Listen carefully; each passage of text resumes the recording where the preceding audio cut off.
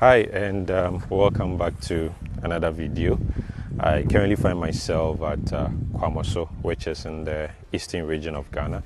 You may ask, what are we doing here? Well, we are having a building project being done over here. It's a 3-bedroom house, and I paid a visit to the site today, so I'd like to show you what we've done so far with this project. And there are some few things that might be explaining along the line with this build. So without not talking further, let's just go ahead and then get started. So in the short is the project. Yes, it's a 3-bedroom house. Just next to it is the main road, which plies from, I think, Kwamoso all the way through to, there's a major road that goes to, I think, somewhere at Krakow, so I haven't used that side. Yeah, but this is the road that also comes from, if you are from, let's say, Accra, you want to go to Koforidua, there's a Lamptey road, so you go through the Adorso and then the other towns before you get to Koforidua. So it's not a far distance from Koforidua from here. It's like about 20 minutes drive from here to Koforidua. So yes, we've been working here for like about so far about 4 weeks now, and this is where we've got into. And even we could have gotten a bit further than this, but as a result of the rains, you can see the ground is a bit wet. We've been having some few challenges, especially delivery of materials. So you can see from here a lot of times trucks to get stuck, but so far so good. We've been trying our best to complete this project because the client is currently in Ghana, and we are trying our possible best to get it done so she's able to move in. So currently we've done before we started off with everything, we did a site preparation. So initially this place was full of I think it was a cassava farm, but they had harvested their cassava, so we had the clearing of the place done, and then after that we had delivery of materials. We also went out to drill borehole. The borehole, upon survey, this is the best spot they got for the borehole, so that was also drilled. And then we had delivery of materials to be able to get started with the foundation. So with the foundation excavation, it took like about, I think, 3 days. We had finished the excavation, and we went out to do the dam proofing, which is very essential on all projects that we do. So as you can see, if I get closer, you can see the walls are black. Yes, so we use bitumen. So aside applying DPM in the trenches and then doing the concrete works, doing the block work, we go ahead to also apply bitumen on the walls, both internal and external walls. And then after that, before we cast the overside concrete, we also use the damp-proof membrane also on top of the entire floor before we cast the concrete. This is very important for us because as a lot of places in Ghana do experience damp, we don't want to have that with any of the projects we do. So these are measures we always try as much as possible to implement whenever we are working on any building project. Now aside that, even doing the superstructure, if you look closely, we also use DPC just also to serve as another layer to prevent damp from occurring within the house. Now aside from that, a few important things I wanted to draw a lot of people's attention to. Now this is a 1-story building, or it's just a ground level building. There's no building coming on top of it. What I've realized in a lot of places that I've visited people putting up buildings is that during the erection of the columns, they don't use any mat in the columns, which is very bad in the sense that the pillars are just, the steel is just hanging in there. Some do not even bend the edges of it, so it's just hanging in there and it's not really serving any purpose. The purpose of the mat is to be able to have a stable ground on which the mat is going to lie, and then this is lying on top of it. So when you pour your concrete, at least it has a flat base which is supporting the structure. Now columns serve as load bearing, just as blocks do, but most of the time having columns, adequate columns, serves as load bearing to be able to carry the weight which is coming, especially from the top, from the roof, because the roof, if you look at the wood, even if it's wood or steel trusses, you look at the amount or quantity of wood, that is a lot of weight. And then if the sheet also comes on top, the ceiling, among other things. So it's very important to pay attention to this. So if you are having somebody build for you, try as much as possible for them to use columns, that is mat within the columns, and even the columns, they should dig to the desired depth that is prescribed in the building plan. Sometimes the building plan may not make provision for that. That is why it is always important to have an expert as part of your building project, so you eliminate or avoid certain mistakes that can end up costing you more in the near future, especially the dam proofing. So as you can see for yourself, yes, these are things that we take very seriously with all the projects that we work on. So just as I said, this is a 3-bedroom house, and this is the main entrance of it. So you have a porch over here which has 3 main columns, so there are 6 in total, 2 each, 2 each, 2 each. Yeah, so these are round columns which has designs to it. So if you saw my last video, you saw that the columns were designed, the pillars were designed, but so that's going to be the same for this as well. So this is the main entrance. We're going to have some stairs here, which is going to lead onto the porch here, and then you get onto the building itself. So this is the living area.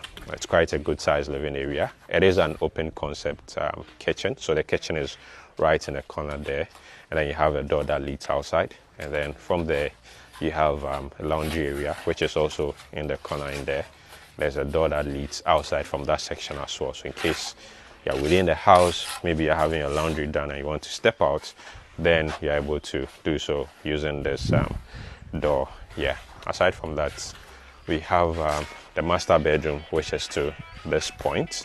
So this is the master bedroom, a very good size bedroom here, which also has a small balcony to it. So if you want to just come sit here and chillax, you're able to do so. This also has round columns here, and then the stairs that can equally take you outside in case you want to step out. Yeah, but this is somewhere you can sit to chillax. So back to the master bedroom. Then we have the walk-in closet, which is in here, and then from the walk-in closet you have the master washroom there. That's the ensuite washroom in there. So once you come back from here, then you can come back to the living space.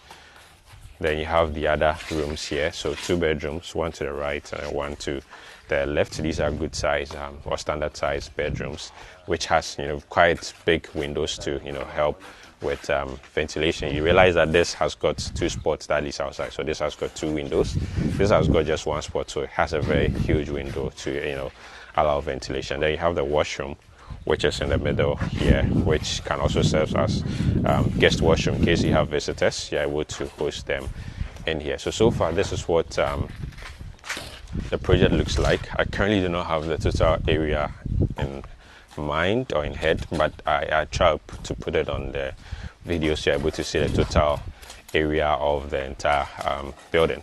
Now you notice that there might be some slight difference with the number of walls we have, especially for the superstructure as against the foundation. So in the foundation, there's a middle wall that goes in from here all the way there. So you see that in the foundation.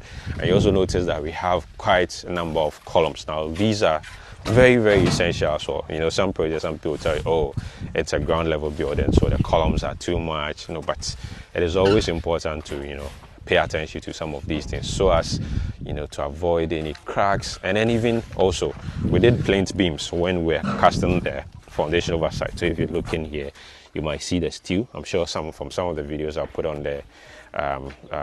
the screen, you will see that we had beams in there.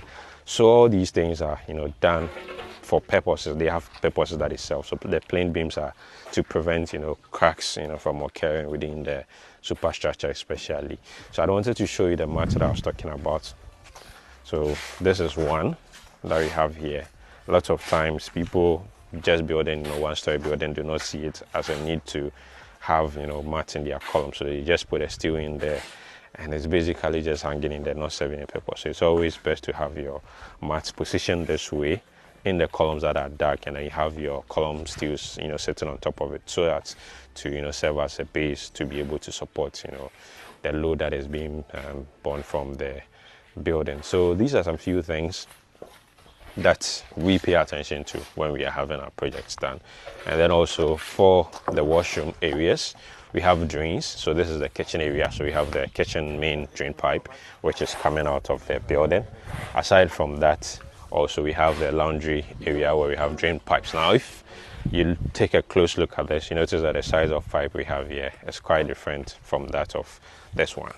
And the reason why we are using a 3 inches pipe is because of the distance from this side to the building. We don't want a situation where you are going to experience any form of blockage as a result of, you know, things entering in the pipe. So that's a small size which is coming from the sink directly to a bigger size pipe which is coming out. And then there's even a drain, a floor drain within the space, so as in case there's any excess water that spills, it is able to take care of that, just as we have for here as well. You have a floor drain, you have the wall drain, which is going to be for the washing machine, and then the pipe that comes out as well of the building. Because this side is just a small, it's just a wall, the pipe just comes out from there. Now the sections that goes in a bit, we have bigger pipes that are, you know, carrying those soil waste. So this is the soil waste, and then you have the grey wastewater, which is also coming out of the building. So far so good. We've been working continuously, whether rain or shine. We've been outside, you know. It just rained yesterday, and we're even working also raining. Today, we are glad to have some, you know, sun throughout the day, which is, you know, helping, you know, the work move on fast so far. So far so good. This is what the Kwamoso project looks like.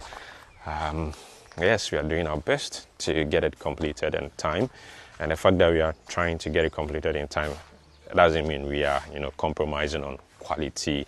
No, those are things that we take very seriously on all projects that we do. So far so good. This is what the project looks like.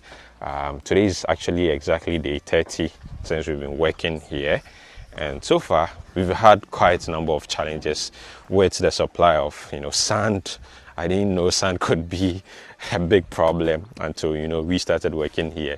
Getting sand supplied here was quite a challenge because I learned around there isn't any, you know, pit where they win sand around here. So it took quite a while to have sand, but at least we've gotten sand now.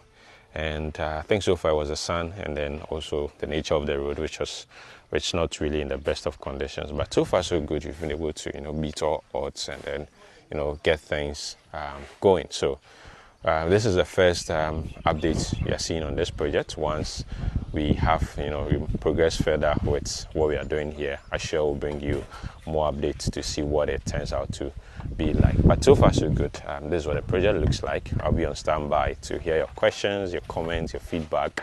Yes, within the comment section, so we can take a look at them. So that'll be just about it. But before then, I think the land size over here is like about 1.6 acres, so it's quite a good size of land. This is the location the owner selected for the building. So you can see a corner pillar somewhere around there, which goes all the way through in there. Yeah, so the building is quite in there. If you divide the land into 4, it is at the front right part of the land. So far so good. Then also another good thing is that there's actually electricity around, so that is a high tension, but there's a service pole or service line which is just next there. So in case the client wants to connect to it, it will just require maybe a single pole purchase, and then they will have power in here. So yeah, and also around this location you can have views of the Akwapim mountain ranges. So you have a look at towns like Lamptey, Koforidua, among others. You can see those places from here. So it's not a bad of a location, it's really a good location. The only challenge is the road, but I think once it's sunny, it's okay to ply, but if it starts raining, then it becomes a bit of a problem. But yeah, so far so good. This is what our project looks like here.